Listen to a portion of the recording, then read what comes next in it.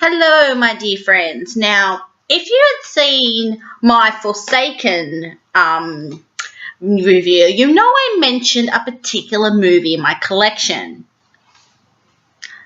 The Quick and the Dead. Now, this is one of the few westerns I will sit through and thoroughly enjoy. Brief synopsis. It's a small country town in America during, I think it's the Wild West sort of era. They've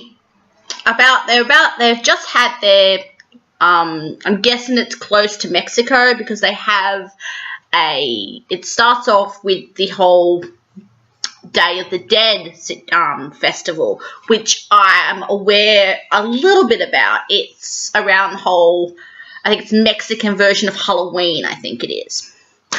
And sort of the mayor or the bully of the town, played by, to that hilt, the great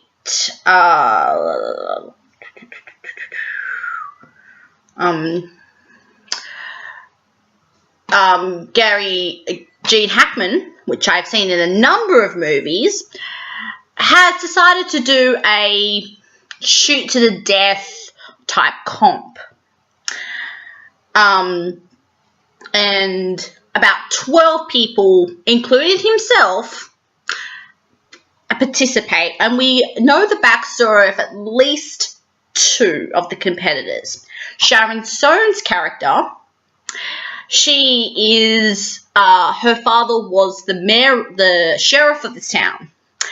And by the order of Gene Hackman, pretty much got killed. And, years later, Sharon turns back up into the town right when the competition starts. And she seeks revenge on Gene. And one of the other sort of backstories here is the Aussie Russell Crowe. Now, during the time, he is a preacher. Sorry for the cough. But for a while, he ran with Gene's gang.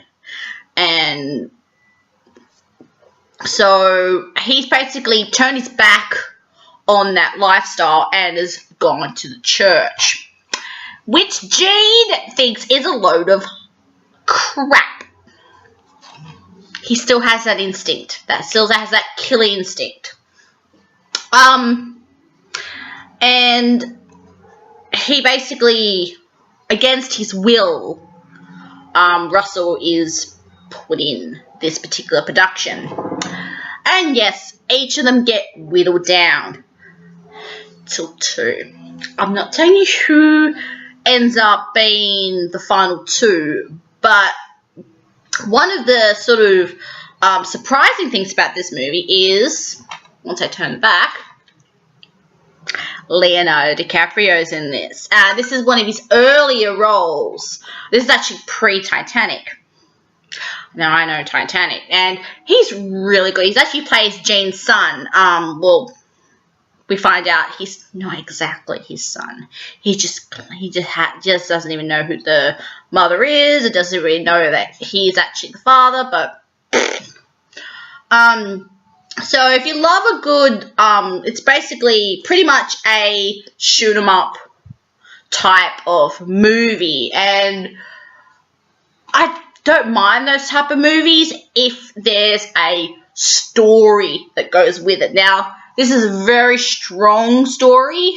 The whole revenge plot, the whole Russell Crowe sort of plot. It's really, those are like the two signature plots within the movie. It's really well put together.